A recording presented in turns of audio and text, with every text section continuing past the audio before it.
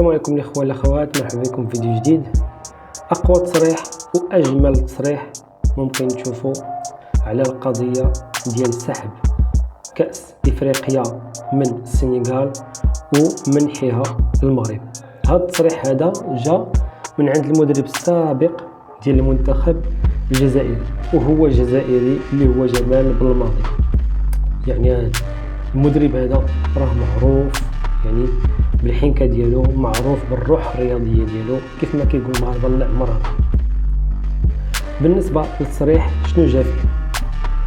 أبارك للمنتخب المغربي ولشعبه الفوز بكأس إفريقيا رغم أن الجميع تفاجأ بالخبر بعد شهرين. أرى أن القرار كان منصفا. تصرف لاعبي السنغال يضر بكرة القدم، وعدم اتخاذ موقف حازم قد يسبب مشاكل كبيرة.